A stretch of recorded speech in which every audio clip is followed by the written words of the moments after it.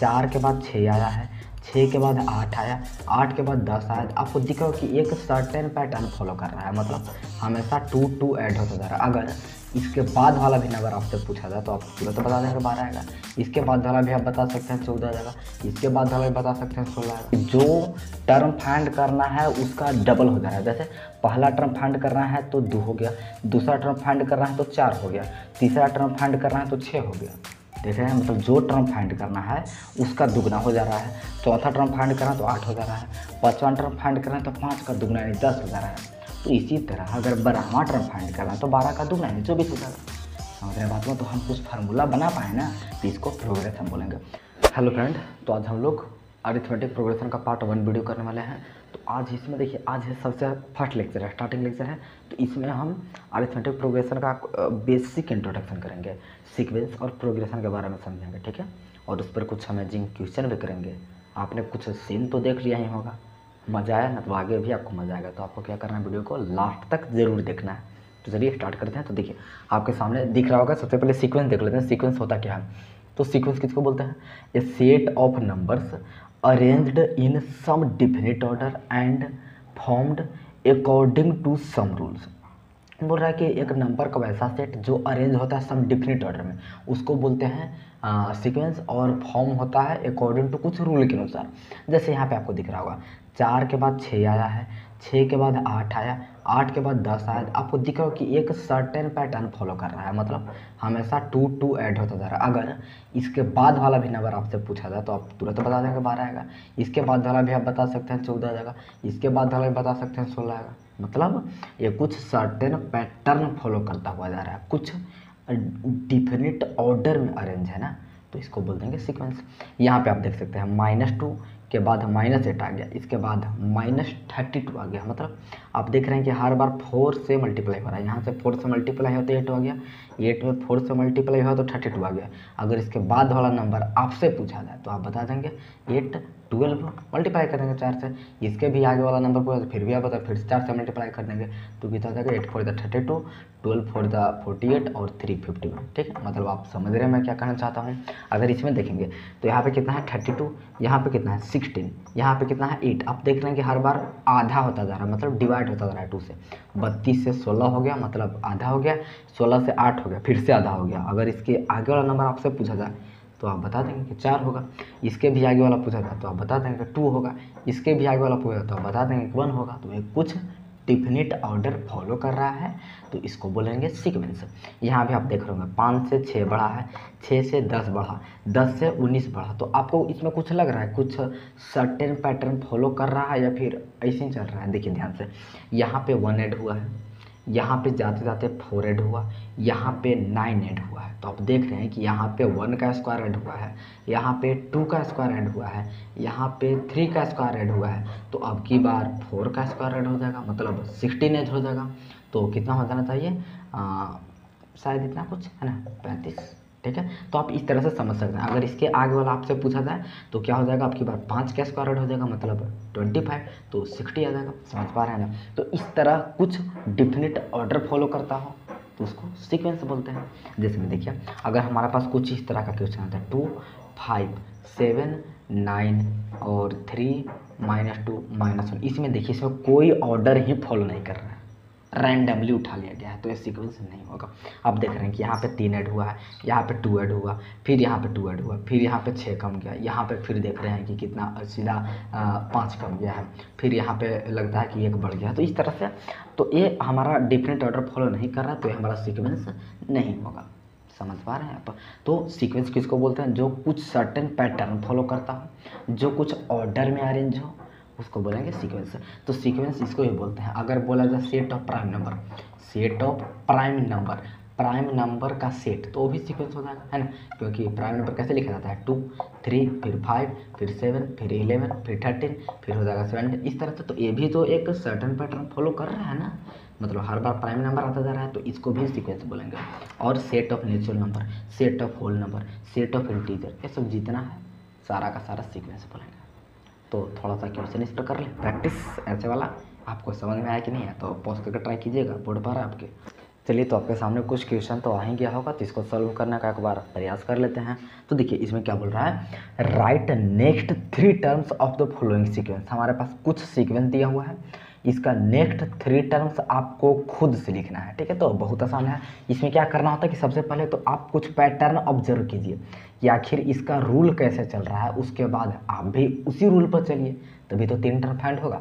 तो देखिए सबसे पहले इसमें देखते हैं। तो इसमें क्या हो रहा है कि 2 से 3 गया तो 1 ऐड हो रहा है, 3 से 5 गया तो 2 ऐड हो रहा है, 5 से 8 गया तो 3 ऐड हो रहा है, 8 से 12 गया तो 4 ऐड हो रहा है। तो अब की बार 5 ऐड कर देंगे तो 17 हो जाएगा। अब की बार 6 ऐड कर देंगे तो फिर 23 हो जाएगा। अब की बार 7 ऐड कर देंगे तो यहाँ पे 30 हो जाएगा। आप समझ पा रहे हैं ना। तो इस तरह से आपको पैटर्न ऑब्जर्व करना है, आगे वाला नेक्स्ट 3 टर्म लिख डालना है। समझ रहे हैं बात को। जैसे देखिए यहाँ पे क्या है, 4 से 8 गया तो क्या हुआ होगा, 2 से मल्टीप्लाई किया होगा। 8 से 16 गया तो क्या हुआ होगा, 2 से भी मल्टीप्लाई किया होगा। तो आप सोच रहे होंगे कि यहाँ पे ऐड वाला क्यों नहीं दिखा, क्योंकि आपको साफ थोड़ा सा तो नज़र आना चाहिए ना। तो 4 से 8 गया तो 2 मल्टीप्लाई किया, 8 से 16 गया फिर भी 2 मल्टीप्लाई किया, तो अब की बार भी 2 मल्टीप्लाई हो जाएगा तो 32 हो जाएगा। और यहाँ से यहाँ जाने के लिए भी 2 मल्टीप्लाई होगा तो 64 हो जाएगा। और यहाँ से यहाँ जाने के लिए भी 2 मल्टीप्लाई होगा तो 128 हो जाएगा। समझ रहे हैं आप बात को। उसी तरह इसमें देखिए, इसमें आपको दिख रहा है कि 18 है, 15 है, 12 है, मतलब 3 सब्ट्रैक्ट होता जा रहा है और माइनस साइन जैसा है वैसा ही रह रहा है। तो माइनस साइन सब में है और इस न्यूमेरिकल वैल्यू में 3 घटते जा रहा है। तो 18, 15, 12, तो की बार 9 हो जाएगा, माइनस तो रहेगा ही। फिर 9 से 3 घटेगा तो 6 हो जाएगा, माइनस तो रहेगा ही। 6 से फिर 3 घटेगा 3 हो जाएगा, माइनस तो रहेगा ही। समझ रहे हैं बात को। तो इस तरह से आपको पैटर्न को ऑब्जर्व करना है और आप समझ रहे हैं। यहाँ पे देखिए, यहाँ पे 8 से 6 गया तो 2 सब्ट्रैक्ट किया होगा, 6 से 4 गया फिर भी 2 सब्ट्रैक्ट किया होगा, 4 से 2 गया तो 2 सब्ट्रैक्ट ही किया होगा। तो अब की बार भी हम 2 सब्ट्रैक्ट करेंगे तो 0 आ जाएगा। फिर अब के बाद 2 सब्ट्रैक्ट करेंगे तो -2 आ जाएगा। फिर अब के बाद 2 सब्ट्रैक्ट करेंगे तो -4 आ जाएगा। आप इतना बस पैटर्न को ऑब्जर्व करना है और आगे वाला जितना टर्म बोलेगा उतना आप लिख दीजिएगा। ये तो 3 ही बोले और बोले तो और करते जाते हैं। ठीक है, यहाँ पे देखिए 2 से 5 गया है, फिर 5 से 12, 12 से 27। तो इसको देखिए ऐसे करने का प्रयास कीजिए। 2 से 5 गया तो 3 ऐड किया, 5 से यहाँ गया तो 7 ऐड किया है, ये और यहाँ से जब यहाँ गया तो 15 ऐड किया है। तो आपको कुछ नजर आ रहा है। 3 यहाँ से यहाँ गया तो 3 ऐड किया, यहाँ से यहाँ गया तो 7 ऐड किया और यहाँ से यहाँ गया तो 15 ऐड किया। तो कुछ हमको नज़र ही नहीं आ रहा है। तो आप देखिए, आप ऐसे करने का प्रयास कीजिए। 2 से 5 गया होगा तो 2 से मल्टीप्लाई किया और 1 ऐड कर दिया, ऐसा किया होगा ना। 2 से 5 कैसे गया होगा, 2 से मल्टीप्लाई करके 1 ऐड कर दिया होगा। ठीक है, तभी तो 5 आ गया। और 5 से जब 12 हो गया तो इसमें भी 2 से मल्टीप्लाई करके 2 ऐड कर दिया। देख रहे हैं ना, 5 2 10 और 2 ऐड किया तो 12 हो गया। और जब यहाँ से यहाँ गया तो आप देख रहे हैं कि इसमें भी 2 से मल्टीप्लाई किया लेकिन ऐड किया है 3। मतलब हर स्टेप में जाते समय 2 से मल्टीप्लाई तो हो रहा है, लेकिन पहला में 1 ऐड किया, दूसरा जाते समय 2 ऐड किया और तीसरा जाते समय 3 ऐड किया। तो अब की बार भी हम 2 से मल्टीप्लाई तो करेंगे, लेकिन अब की बार 4 ऐड कर देंगे। तो 27 2 54 होगा और इसे 4 ऐड करेंगे तो 58 हो जाएगा। इसी तरह इसे भी करेंगे। अब की बार 2 से मल्टीप्लाई तो करेंगे, लेकिन अब की बार 5 ऐड कर देंगे। उसी तरह जो यहाँ पे नंबर आएगा इसमें 2 तो मल्टीप्लाई करेंगे, लेकिन अब की बार 6 ऐड कर देंगे। मतलब आपको थोड़ा सा तो दिमाग लगाना पड़ेगा, थोड़ा सा तो कॉमन सेंस लगाना पड़ेगा कि आखिर चल कैसे रहा सीखना। ठीक है, पहले आपको इसको रूल को समझना है कि इसका रूल है क्या। आपको इसके साथ रहना है तो इसका रूल का पालन करेंगे ना, उसके बाद आप आगे चलते जाइए। आपको नेक्स्ट 3 टर्म 4 टर्म 5 टर्म जितना भी बोलेगा सब आपको मिल जाएगा। आई होप आप समझ गए होंगे। तो चलिए, अब सीक्वेंस तो समझ गए, अब थोड़ा सा प्रोग्रेशन देख लेते हैं कि प्रोग्रेशन क्या होता है। चलिए, तो थोड़ा सा प्रोग्रेशन के बारे में भी समझ ही लेते हैं। देखिए, आपको यहाँ पे दिख रहा होगा कि प्रोग्रेशन क्या है, the sequence which follow certain pattern. मतलब कि सीक्वेंस में भी वैसा सीक्वेंस जो सीक्वेंस में भी कुछ सर्टेन पैटर्न फॉलो करता है उसी को प्रोग्रेशन बोलेंगे। सारे सीक्वेंस को प्रोग्रेशन नहीं बोलेंगे। देखिए हम देखिए, मतलब मिला जुला कहने का मतलब होता है ना कि प्रोग्रेशन और सीक्वेंस मतलब मिला जुला के सब एक ही तरह होते हैं। समझ रहे हैं। आप सीक्वेंस को प्रोग्रेशन बोल सकते हैं, प्रोग्रेशन को भी सीक्वेंस बोल सकते हैं, लेकिन अब इसमें एक मेजर डिफरेंस क्या होता है कि जो प्रोग्रेशन होता है, प्रोग्रेशन वैसे सीक्वेंस को बोलते हैं जिसमें हम कुछ फार्मूला का उपयोग करके आगे वाला नंबर फाइंड कर सकते हैं।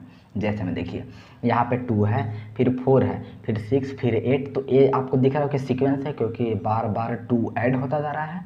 तो अगर हम आपसे पूछेंगे कि मुझे इसका 12वां टर्म फाइंड करके दिखाइए, मतलब पहला टर्म पर 2 है, दूसरा टर्म पर 4 है, तीसरा पर 6 है, चौथा पर 8 है, तो 12वां टर्म पर कितना होगा आपको फाइंड करना है। तो आप क्या करेंगे, इसको लिखेंगे कि 8 फिर 10 होगा, फिर 12 होगा, फिर 14 होगा, फिर 16 होगा, फिर 18 होगा, फिर 20 होगा, फिर 22 होगा, फिर 24 होगा। देखिए 12वां टर्म पर कितना नंबर आ गया, 24 आ गया। तो अगर ऐसे ना लिखकर हम इसको कुछ फार्मूला वाइज नहीं बता सकते थे। कैसे कि हम देख रहे हैं कि जो टर्म फाइंड करना है उसका डबल हो जा रहा है। जैसे पहला टर्म फाइंड करना है तो 2 हो गया, दूसरा टर्म फाइंड करना है तो 4 हो गया, तीसरा टर्म फाइंड करना है तो 6 हो गया। देख रहे हैं, मतलब जो टर्म फाइंड करना है उसका दुगना हो जा रहा है। चौथा टर्म फाइंड करना है तो 8 हो जा रहा है, पाँचवां टर्म फाइंड करना है तो 5 का दुगना यानी 10 हो जा रहा है। तो इसी तरह अगर 12वां टर्म फाइंड करना है तो 12 का दुगना यानी 24 हो जाएगा। समझ रहे हैं बात को। तो हम कुछ फार्मूला बना पाए ना, तो इसको प्रोग्रेशन बोलेंगे। इसमें भी देखिए यहाँ से 7 + 2 9 हो गया, फिर यहाँ पे 2 ऐड किया तो 11 हो गया, फिर यहाँ से 2 ऐड किया तो 13 हो गया। तो इसका भी एक फार्मूला होता है जो आप आगे अरिथमेटिक प्रोग्रेशन वाला लेक्चर में देखेंगे, ठीक है। तो इसका भी एक फार्मूला होता है, तो ये भी एक तरह का क्या है, प्रोग्रेशन है। इसमें देखिए इसमें भी एक तरह है जिसमें 3 है, 6 है, 9 है, 12 है। तो 3 को देखिए जो भी टर्म फाइंड करना है उसमें 3 से मल्टीप्लाई करता है। जैसे पहला टर्म फाइंड करना है तो 3 हो गया, दूसरा टर्म 6 हो गया, तीसरा टर्म 9 हो गया, चौथा टर्म 12 हो गया। तो अगर 5वां टर्म 15 हो जाएगा। अगर इसी तरह 100वां टर्म पूछेगा तो 300 हो जाएगा, क्योंकि जो टर्म है उससे 3 से मल्टीप्लाई हो जा रहा है। देख पा रहे हैं ना, चौथा है तो 4 से मल्टीप्लाई हो गया 12 हो गया, तीसरा है तो 3 से मल्टीप्लाई हो गया 9 हो गया, दूसरा है तो 2 में 3 से मल्टीप्लाई हो तो 6 हो गया। तो अगर 100वां टर्म पूछेगा तो 100 में 3 से मल्टीप्लाई होगा मतलब 300 हो जाएगा। समझ पा रहे हैं। तो ऐसा कुछ रूल, मतलब कि कुछ एक तरह का कहने का मतलब कि फार्मूला वाइज बनाते हैं जिसको बोलेंगे प्रोग्रेशन। तो देखिए लगभग सभी सीक्वेंस प्रोग्रेशन होते ही हैं। कुछ सीक्वेंस ऐसा होते हैं जो प्रोग्रेशन नहीं होते हैं। जैसे आपको यहाँ पे दिख रहा होगा ये सेट ऑफ प्राइम नंबर, ये प्राइम नंबर का एक सेट है जो मतलब सीक्वेंस है लेकिन प्रोग्रेशन नहीं होता है। जैसे देखिए प्राइम नंबर कैसे होता है, 2 3 5 7 11 13, ये सब हमारा प्राइम नंबर है। तो अगर इसमें ये तो सीक्वेंस है, बिल्कुल सीक्वेंस है, क्योंकि हर बार प्राइम नंबर ही आता जा रहा है तो पैटर्न तो फॉलो बिल्कुल कर रहा है, मतलब सीक्वेंस है। लेकिन ये प्रोग्रेशन नहीं है। क्यों नहीं है कि अगर मैं आपको इसमें से अगर हम आपको सब पूछें कि हमको बताइए कि 20वां टर्म पर कितना नंबर होगा, 20वां टर्म पर कौन सा नंबर होगा, तो कोई फार्मूला यूज नहीं करेंगे, आपको काउंट करना ही पड़ेगा। 17 के बाद 19 जाइए, 19 के बाद 23 जाइए, 23 के बाद 29 जाइए, ऐसे जाइए और देखिए कि 20वां पर कौन आता है, वैसे ही आपको काउंट करना पड़ेगा। कोई फार्मूला नहीं है इससे।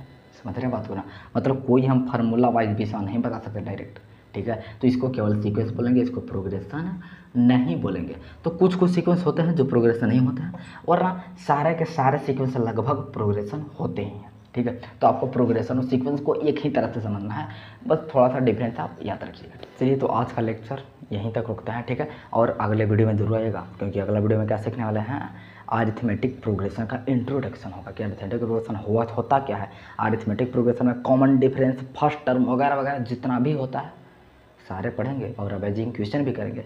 तो आपको क्या करना है, अगला वीडियो में ज़रूर से ज़रूर आना है, ठीक है। चलिए थैंक यू।